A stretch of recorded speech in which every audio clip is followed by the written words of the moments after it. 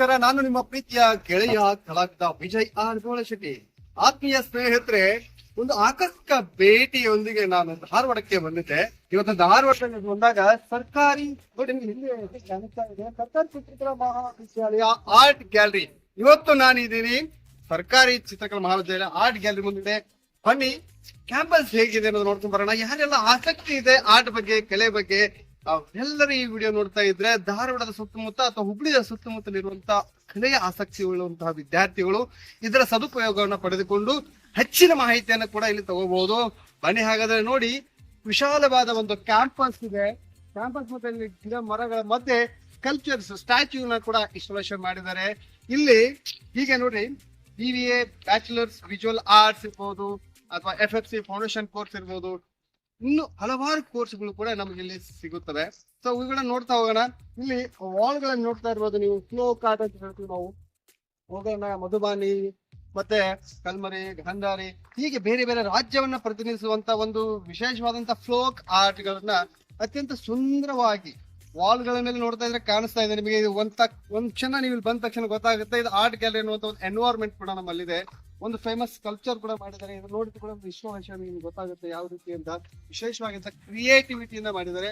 ಬನ್ನಿ ತೋರಿಸ್ತೀನಿ. ಹಾಗಾದ್ರೆ ಇಲ್ಲಿ ಎಕ್ಸಿಬಿಷನ್ ಕೂಡ ನಡೀತಾ ಇದೆ. ಇಲ್ಲಿ ವಿದ್ಯಾರ್ಥಿಗಳೇ ಮಾಡಿರುವಂತಹ ಕಲಾಕೃತಿಗಳ ಪ್ರದರ್ಶನ ಯಾವಾಗ್ಲೂ ನಡೀತಾ ಇರುತ್ತೆ. ಇವತ್ತು ಸಂಡೇ ಇರೋದ್ರಿಂದ ಸೊ ಇವತ್ತು ಯಾವ್ದು ಓಪನ್ ಆಗಿದೆ, ನನ್ನ ಅದೃಷ್ಟ ಅನ್ಬೋದು. ಬನ್ನಿ ಹಾಗಾದ್ರೆ ಇಲ್ಲಿ ಆಫೀಸ್ ಕಡೆ ಹೋಗೋಣ. ಯಾರ್ಯಾರೆಲ್ಲ ಇದ್ದಾರೆ, ಹಿರಿಯ ಕಲಾವಿದರು ಇದ್ದಾರೆ, ಶಿಕ್ಷಕರಿದ್ದಾರೆ, ಪ್ರಾಧ್ಯಾಪಕರಿದ್ದಾರೆ ಅಂತ ಹಾಗೆ ನೋಡ್ಕೊಂಡ್ ಬರೋಣ. ಕೆಲವರು ಮಾತಾಡ್ಸೋಣ, ಕೆಲವರು ನೋಡೋಣ. ಬನ್ನಿ ಹಾಗಾದ್ರೆ. ಸೊ ಇಲ್ಲಿ ಫ್ಲೋಕ್ ನಿಮಗೆ ಕಾಣಿಸ್ತಾ ಇದೆ. ವಾಲ್ಗಳ ಮೇಲೆ ಫ್ಲೋಕ್ ಆರ್ಟ್ ಮಾಡಿದ್ದಾರೆ. ಬೇರೆ ಬೇರೆ ಫ್ಲೋಕ್ ಆರ್ಟ್ ನೋಡ್ಬೋದು ನೀವು. ಅತ್ಯಂತ ಇದು ಬೇರೆ ಬೇರೆ ಸ್ಟೈಲ್ ಅಲ್ಲಿ ಕೂಡ ನಾವು ಆಡ್ಕೊಂಡು ನೋಡ್ತೀವಿ.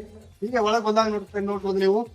ಇಲ್ಲಿ ವಿದ್ಯಾರ್ಥಿಗಳು ಮಾಡಿರುವಂತಹ ಪೇಂಟಿಂಗ್ಸ್ ಎಕ್ಸಿಬಿಷನ್ಸ್ ಇಲ್ಲಿ ನಡೀತಾನೆ ಇರುತ್ತೆ. ಬೇರೆ ಬೇರೆ ಆಕ್ಟಿವಿಟೀಸ್ ಕೂಡ ನಡೀತಾ ಇರುತ್ತೆ. ಇಲ್ಲಿ ನೋಡ್ತಾ ಇರ್ಬೋದು ಒಳ್ಳೆ ಫ್ರೇಮಿಂಗ್ ಅಲ್ಲಿ. ಸೊ ಪೇಪರ್ ಮೇಲೆ ಅಕ್ರಿಲಿಕ್ ಕಲರ್ಗಳ ಮೂಲಕ ಮಕ್ಕಳಿಗೆ ಮಾಡಿರುವಂತಹ, ವಿದ್ಯಾರ್ಥಿಗಳು ಮಾಡಿರುವಂತಹ ಕಲಾ, ಇದು ಕ್ಯಾನ್ವಸ್ ಪೇಂಟಿಂಗ್.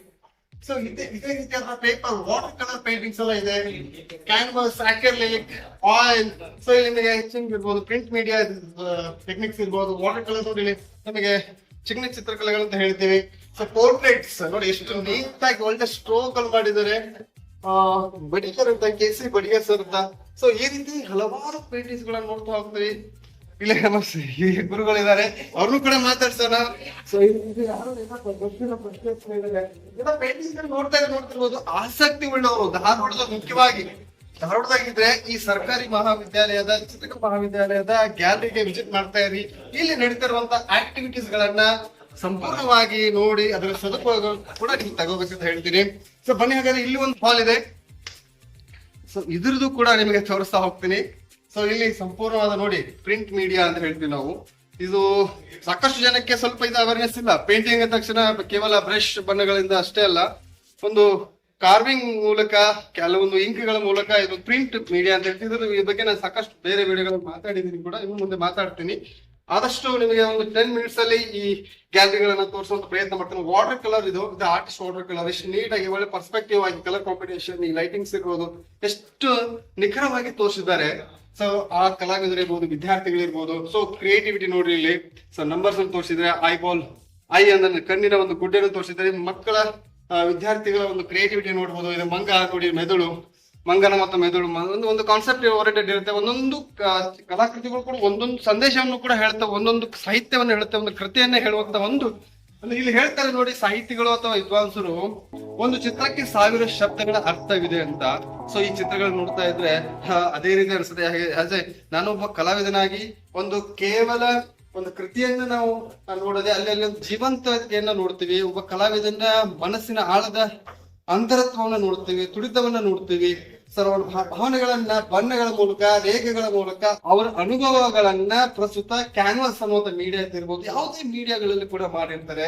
ಸೊ ಇದಿಷ್ಟು ನೋಡಿ ವಿಶೇಷವಾದಂತಹ ಕಲಾಕೃತಿಗಳು. ಒಂದೊಂದು ಕಲಾಕೃತಿ ಒಂದೊಂದು ವಿಶೇಷವಾಗಿದ್ದಾವ. ನೀವು ಹೇಳ್ತಾ ಹೋದ್ರೆ ಅಪ್ಪ ಇಷ್ಟು ಸಾಲಲ್ಲ ಹೇಳೋದಕ್ಕೆ. ವರ್ಡ್ಸ್ ಅಂದ್ರೆ ನಾವು ಶಬ್ದಗಳೇ ಸಾಲಲ್ಲ. ಸೊ ಪೋರ್ಟ್ರೇಟ್ಸ್, ಇದಕ್ಕೆ ನಾವು ಪೋರ್ಟ್ರೇಟ್ಸ್ ಅಂತ ಹೇಳ್ತೀವಿ. ಇಲ್ಲಿ ನಿಮ್ಗೆ ನೋಡಿ ಸೊ ಆಸ್ ಇಟ್ ಈಸ್ ಒಂದು ಕಾರ್ನರ್ ಮಾಡಿದ್ರೆ ಇಲ್ಲಿ ನೋಡಿ ಇದು ವಿಶೇಷವಾಗಿರುವಂತದ್ದು. ನಮ್ಗೆ ಒಬ್ಬ ಫೇಮಸ್ ಆರ್ಟಿಸ್ಟ್ ಕಲಾಕೃತಿ ಇದು. ಆ ಕಲಾಕೃತಿಯ ಒಂದು ಸ್ಟೈಲ್ ನ ಬಳಸ್ಕೊಂಡು ಗಣೇಶನ ಮಾಡಿದ್ದಾರೆ.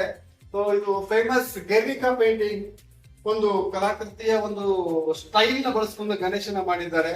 ಸೊ ಇಲ್ಲಿದು ಪ್ರಿಂಟ್ ಮೀಡಿಯಾ, ಇದು ಒಂದು ಬ್ಲಾಕ್ ಪೆನ್ ಇಂದ ಕೇವಲ ಒಂದು ಪೆನ್ ಏನ್ ಮಾಡಕ್ಕಾಗತ್ರಿ ಕಲಾವಿದ ಹೇಳ್ತಿದ್ದೇನೆ. ಒಂದು ಪೆನ್ ಪೇಪರ್ ಅಥವಾ ಏನ್ ಇಲ್ಲದೆ ಇದ್ರೂ ಪರವಾಗಿ ಜಗತ್ತಿನ ಯಾವ ಮೂಲೆಯಲ್ಲಿ ಹೋದ್ರು ಅತ್ಯಂತ ಕಡಿಮೆ ಬೆಲೆಯಲ್ಲಿ ತನ್ನ ಕಲೆಯ ಮೂಲಕ ಜೀವನ ಕಟ್ಟಿಕೊಳ್ಳುವುದಕ್ಕೆ ಸಾಧ್ಯವಾಗಿರುವಂತದ್ದೇ ಕಲೆ. ಸೊ ಈ ಕಲೆ ಒಳಗೆ ನೋಡಿ ವಿಶೇಷವಾಗಿರೋದು ನೋಡಿ, ನಮ್ಮ ಗಲ್ಲಿ ಈ ರೀತಿಯಾದ ಗರಡಿ ಮನೆ ಅಂತ ಹೇಳ್ತೀವಿ. ಕುಸ್ತಿ ಮೈಸೂರು ರಾಜ್ಯದಲ್ಲಿ ನೋಡ್ತಾ ಇದ್ವಿ ನಮ್ಮ ಹಳೆ ಈಗ ನಡೀತಾ ಇದೆ ದಸರಾ ಉತ್ಸವಗಳಲ್ಲಿ ಕುಸ್ತಿ ಪಟುಗಳಂತ ಅಂತ ನೋಡಿ. ಆ ಚಿತ್ರಗಳನ್ನು ಅವರಿಗೆ ಕಲಾವಿದರಿಗೆ ಅಥವಾ ಕಲಾ ವಿದ್ಯಾರ್ಥಿಗಳಿಗೆ ಅವರ ಮನಸ್ಸಿನ ಮೇಲೆ ಪರಿಣಾಮ ಬೀರುತ್ತೆ. ಅದನ್ನ ಕ್ಯಾನ್ವಾಸ್ ಮೂಲಕ ತೋರಿಸಿದ್ದಾರೆ. ಇನ್ನು ವಿಶೇಷವಾದ ಕಲಾಕೃತಿಗಳು ಇರಬಹುದು. ಸೊ ಇಲ್ಲಿ ನಮ್ಮ ಜೊತೆಗೆ ಸೀನಿಯರ್ಸ್ ಇದ್ದಾರೆ, ಕಲಾ ಗ್ಯಾಲರಿ ಪ್ರಾಧ್ಯಾಪಕರಿದ್ದಾರೆ, ಅವರು ಕೂಡ ಮಾತಾಡ್ಸೋಣ. ಸರ್ ನಮಸ್ಕಾರ. ಮಹಂತೇಶ್ ಹುಬ್ಬಳ್ಳಿ ಇರ್ತೇವೆ. ಮಹಂತೇಶ್ ಹುಬ್ಬಳ್ಳಿ ಸರ್, ಇಲ್ಲಿ ತಾವೇನ್ ಮಾಡ್ತೀವಿ ಸರ್? ನಾವು ಆರ್ಟ್ ಟೀಚರ್ ಆಗಿ ಮಾಡ್ತಾ ಇದ್ದೇವೆ. ಸರ್ಕಾರಿ ಪ್ರೌಢಶಾಲೆಯಲ್ಲಿ ನಾವು ಸುಮಾರು 25 ವರ್ಷದಿಂದ ಸೇವೆಯನ್ನು ಸಲ್ಲಿಸ್ತಾ ಇದ್ದೇನೆ. ಚಿತ್ರಕಲಾ ಶಿಕ್ಷಕರಾಗಿ ಸೇವೆಯನ್ನು ಸಲ್ಲಿಸ್ತಾ ಇದ್ದೇನೆ. ಇದುವರೆಗೂ ಬಹಳ ಅದ್ಭುತವಾಗಿ ಕಲಾಕೃತಿಗಳ ಬಗ್ಗೆ ವಿವರಣೆಯನ್ನ ನೀಡ್ತಾ ಇದ್ದಾರೆ ನಮ್ಮ ಆತ್ಮೀಯರು. ಬಹಳ ಅದ್ಭುತ ಹೇಳಿದ ಹಾಗೆ ಕಲೆಗೆ ತನ್ನದೇ ಆದಂತಹ ಒಂದು ವೈಶಿಷ್ಟ್ಯತೆ ಇದೆ. ಆ ಕಲಾ ಜಗತ್ತು ಅಂತಂದ್ರೆ ಮತ್ತೊಬ್ಬರಿಗೆ ಸಂತೋಷವನ್ನ ಕೊಡುವುದಕ್ಕೆ ಆತ್ಮೋದ್ಧಾರವನ್ನು ಮಾಡುವಂಥದ್ದು, ಆತ್ಮೋತ್ಸಾಹವನ್ನ ಬೆಳೆಸಿಕೊಳ್ಳುವಂತಹ ಕೆಲಸವನ್ನ ಮಾಡ್ತಾ ಇದೆ. ಜಗತ್ತಿನಲ್ಲಿರುವಂತಹ ಎಲ್ಲ ಜನರು ಕೂಡ ಈ ಸೌಂದರ್ಯದ ಅನುಭವಗಳನ್ನ ಕಟ್ಟಿಕೊಡುವುದ್ರ ಜೊತೆಗೆ ಕಾಲಘಟ್ಟದಲ್ಲಿ ಏನೇನು ಆಗ್ತಾ ಇದ್ದೇವೆ ಅನ್ನೋದನ್ನ ಕಲಾಕೃತಿಗಳ ಮುಖಾಂತರವಾಗಿ, ಬಣ್ಣ ರೇಖೆಗಳ ಮುಖಾಂತರವಾಗಿ ಕ್ಯಾನ್ವಾಸ್ಗಳಲ್ಲಿ ಅಥವಾ ಪೇಪರ್ಗಳಲ್ಲಿ ಮಾಧ್ಯಮಗಳನ್ನ ಬಳಸಿಕೊಂಡು ಕಟ್ಟಿಕೊಡ್ತಾ ಇದ್ದಾರೆ. ಆ ಕಲಾ ಪರಂಪರೆಯಲ್ಲಿ ಯಾವತ್ತೂ ಕೂಡ ಶ್ರೇಷ್ಠವಾದದ್ದು. ಆ ಕಲಾ ಪರಂಪರೆಯನ್ನ ನೋಡ್ಬೇಕು ಅಂದ್ರೆ ಆರ್ಟ್ ಗ್ಯಾಲರಿಗಳಿಗೆ ಹೋಗ್ಬೇಕು, ಪೇಂಟಿಂಗ್ ಗಳನ್ನ ನೋಡ್ಬೇಕು. ಜನ ಎಲ್ಲ ಪೇಂಟಿಂಗ್ ಗಳನ್ನ ಸಾಧ್ಯ ಆದಷ್ಟು ತಮ್ಮ ಮನೆಗಳಿಗೆ ಕೊಂಡೊಯ್ಬೇಕು ಅನ್ನುವಂತ ಒಂದು ಕಳಕಳಿ ಅಂತ ಈ ಸಂದರ್ಭದಲ್ಲಿ ಮಾಡ್ತೇನೆ. ಸರ್ ಎಷ್ಟು ಅದ್ಭುತವಾಗಿ ಮಾತಾಡಿದ್ರು. ಸೊ ಎಲ್ಲೊಂದ್ ಕಡೆಗೆ ಹೇಳಿದ್ದು ಓದಿದ ಅನುಭವಗಳನ್ನ ಶಬ್ದ ಕೋಶಗಳ ಮೂಲಕ ಕವನ, ಕವಿತೆ, ಕೃತಿಗಳ ಮೂಲಕ ಹೊರತರ್ತಾರೆ.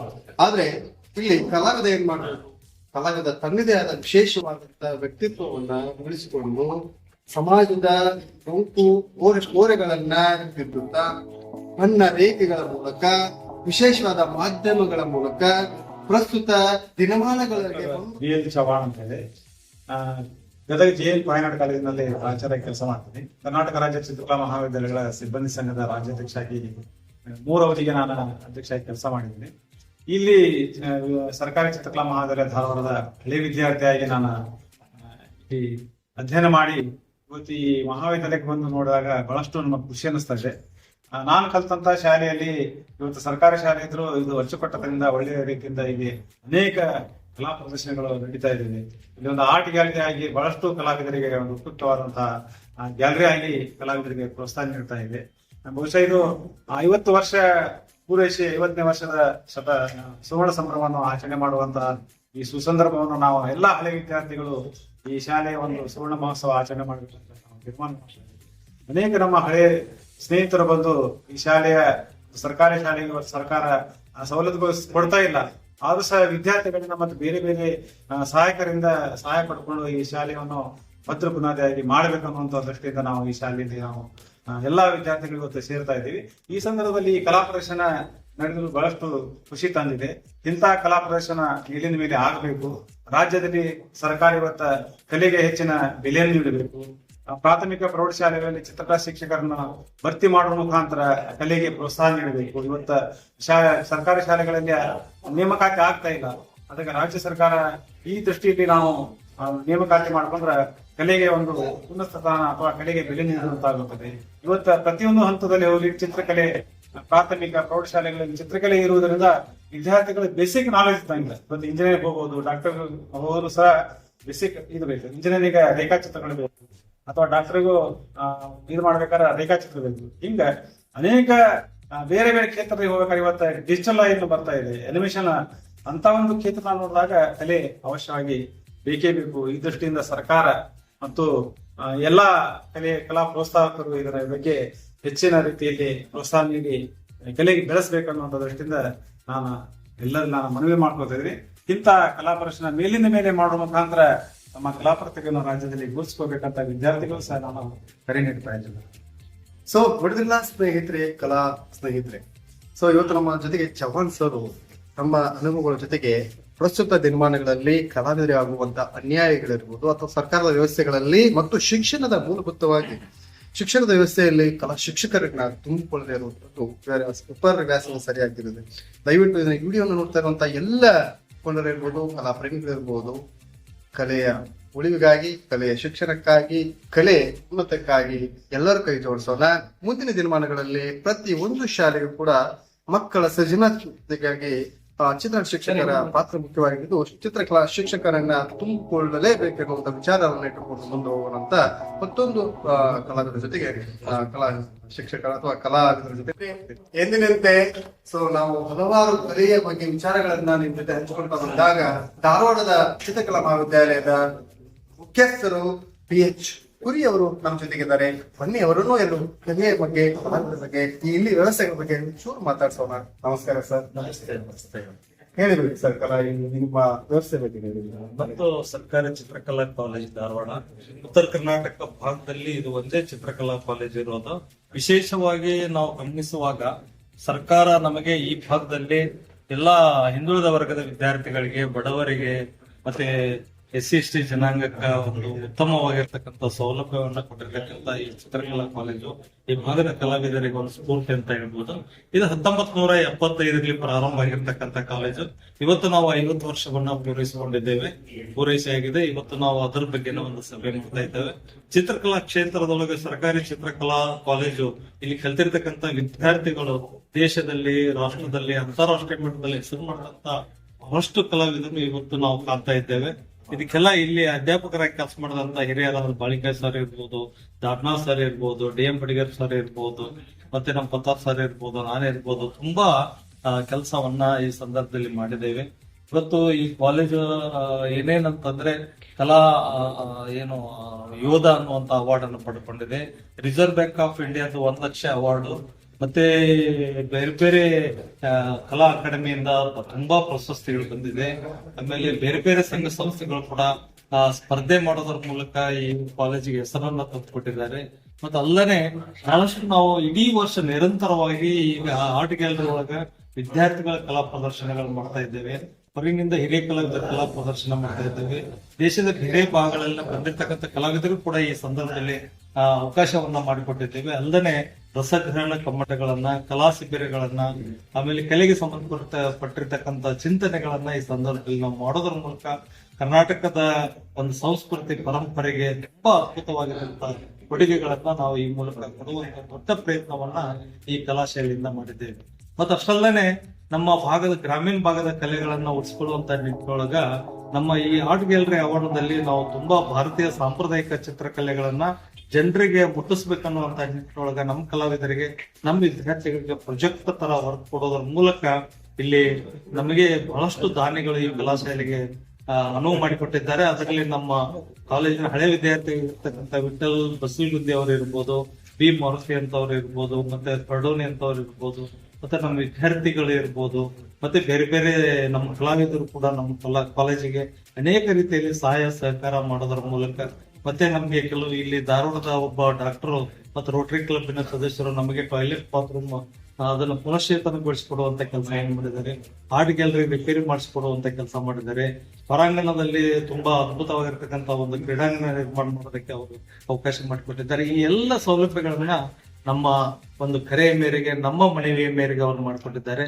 ಅದಲ್ಲದೆ ಜಿಲ್ಲಾ ಆಡಳಿತ ಇರ್ಬೋದು, ಜಿಲ್ಲಾ ಪಂಚಾಯತ್ಗಳಿರ್ಬೋದು, ಸರ್ಕಾರ ಇರ್ಬೋದು, ನಮ್ಗೆಲ್ಲ ಅನೇಕ ರೀತಿಯಲ್ಲಿ ಸಹಾಯ ಸಹಕಾರ ಇನ್ನೂ ಹೆಚ್ಚಿನ ರೀತಿಯಲ್ಲಿ ಅವು ಮಾಡಬೇಕಾಗಿದೆ. ಮಾಡುವಂತ ನಿಟ್ಟಿನಲ್ಲಿ ಕೂಡ ನಾವು ಪ್ರಯತ್ನ ಮಾಡ್ತಾ ಇದ್ದೇವೆ. ಇವತ್ತು 50 ವರ್ಷ ಪೂರೈಸಿದ್ದಕ್ಕಾಗಿ ನಾವು ಅನೇಕ ರೀತಿ ಕಲೆಗೆ ಸಂಬಂಧಪಟ್ಟಿರ್ತಕ್ಕಂಥ ಚರ್ಚೆಗಳನ್ನ, ಚಿಂತನೆಗಳನ್ನ, ಆಮೇಲೆ ಸ್ಕಲ್ಪ್ಚರ್ಸ್ ಮಾಡೋದರ ಮೂಲಕ, ಮತ್ತೆ ಕಲಾ ಶಿಬಿರಗಳನ್ನ ಮಾಡೋದ್ರ ಮೂಲಕ ಇನ್ನಷ್ಟು ಈ ಕಲೆಗೆ ಹೆಚ್ಚಿನ ರೀತಿಯಲ್ಲಿ ಪ್ರೋತ್ಸಾಹ ಸಿಗುವಂತ ರೀತಿಯೊಳಗ, ಮತ್ತೆ ಬಹಳಷ್ಟು ಕಲಾವಿದರು ನಿರ್ಮಾಣ ಆಗ್ತಾರೆ, ತಯಾರಾಗ್ತಾರೆ, ಬಟ್ ಸರ್ಕಾರದಲ್ಲಿ ಕೆಲಸ ಇಲ್ಲ.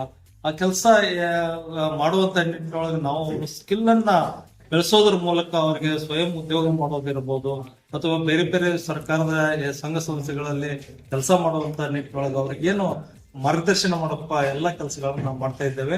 ಇದಕ್ಕಿಂತ ಹೆಚ್ಚು ಸರ್ಕಾರ ಮಾಡಬೇಕಾಗಿದೆ. ಸರ್ಕಾರದಲ್ಲಿ ಈ ಇಲಾಖೆಗಳಲ್ಲಿ ಏನಾಗಿದೆ ಅಂತಂದ್ರೆ ಇವತ್ತು ಚಿತ್ರಕಲಾ ಶಿಕ್ಷಕರ ನೇಮಕಾತಿ ತುಂಬಾ ನಾವು ಅದನ್ನ ಕಷ್ಟ ಅನುಭವಿಸ್ತಾ ಇದ್ದೇವೆ, ಆಗ್ತಾ ಇಲ್ಲ. ಅದಕ್ಕೆ ವಿದ್ಯಾರ್ಥಿಗಳಿಗೆ ಈ ಕಲಾಶಾಲೆಗಳಲ್ಲಿ ಬೇರೆ ಬೇರೆ ಕಲಾಶಾಲೆಗಳಲ್ಲಿ ಕಲ್ತಿರ್ತಕ್ಕಂಥ ವಿದ್ಯಾರ್ಥಿಗಳಿಗೆ ಇವತ್ತು ಚಿತ್ರಕಲಾ ಶಿಕ್ಷಕರ ಖಾಲಿ ಇರುವಂತಹ ಹುದ್ದೆಗಳನ್ನು ತುಂಬಿಕೊಳ್ಬೇಕು. ಈ ನಿಟ್ಟಿನೊಳಗ ಸರ್ಕಾರವು ಕೂಡ ಒಂದಿಷ್ಟು ಚಿಂತನೆ ಮಾಡತಕ್ಕಂತ ನಂದು ಕೋರಿಕೆ ಇದೆ. ಈ ಮೂಲಕ ಕಲೆಯನ್ನು ಇನ್ನಷ್ಟು ಬೆಳೆಸೋಣ, ಇನ್ನಷ್ಟು ಎತ್ತರಕ್ಕೆ ಕೊಂಡೊಯ್ಯೋಣ ಅನ್ನುವಂತ ಮಾತನ್ನ ಈ ಸಂದರ್ಭದಲ್ಲಿ. ನಮಸ್ಕಾರ ಸರ್, ಧನ್ಯವಾದಗಳು ಸರ್. ನೋಡಿದ್ರಲ್ಲ ಸ್ನೇಹಿತರೆ, ಒಟ್ಟಾರೆಯಾಗಿ ಈ ಚಿತ್ರಕಲಾ ಗ್ಯಾಲರಿ ಇರ್ಬೋದು, ಸರ್ಕಾರಿ ಮಹಾವಿದ್ಯಾಲಯದ ಮುಖ್ಯಸ್ಥರು ಹೇಳಿರುವಂತಹ ಮಾತನ್ನು ನಾವು ಗಮನಿಸಬೇಕು. ಸರ್ಕಾರದ ವ್ಯವಸ್ಥೆಯಲ್ಲಿ ಕಲೆ ಕಲಾವಿದರನ್ನ ಉಳಿಸುವಂತಹ ಕಲಾ ಗ್ಯಾಲರಿಗಳನ್ನ ಬೆಳೆಸುವಂತಹ ನಿಟ್ಟಿನಲ್ಲಿ ಇಂದಿನ ರಾಜಕಾರಣಿಗಳಿರ್ಬೋದು, ಮುಖ್ಯಸ್ಥರಿರ್ಬೋದು, ಹಲವಾರು ಉದ್ಯಮಸ್ಥರು ಇರ್ಬೋದು, ಅವರಿಗೆ ಮಾಡಿರುವಂತಹ ಸಹಾಯವನ್ನು ಕೂಡ ಅವರು ನೆನೆದಿದ್ದಾರೆ. ಮುಂದಿನ ದಿನಮಾನಗಳಲ್ಲಿ ಕಲಾ ಗ್ಯಾಲರಿಗಳು, ಕಲಾವಿದರು ಉತ್ತಮಕ್ಕೆ ಬೆಳೆಯಬೇಕು. ಆದಿ ಮಾನವನಿಂದ ಹಿಡಿದು ಇಂದಿನವರೆಗೂ ಕೂಡ ಕಲೆ ಅಜರಮಾನವಾಗಿ ಉಳಿದಿದೆ.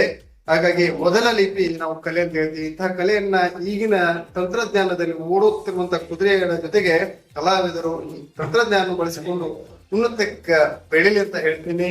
ಇಲ್ಲಿವರೆಗೂ ಈ ವಿಡಿಯೋನ ನೋಡಿದಂತ ಎಲ್ಲ ನನ್ನ ಕಲಾ ಪ್ರೇಮಿಗಳಿಗೂ, ಕಲಾ ಆಸಕ್ತಿಯವರಿಗೂ ನಮಸ್ಕಾರ. ಮತ್ತೊಂದು ವಿಡಿಯೋ ಜೊತೆಗೆ ನಿಮ್ಮ ಜೊತೆ ನಾನು ಬರ್ತೀನಿ. ನಮಸ್ಕಾರ.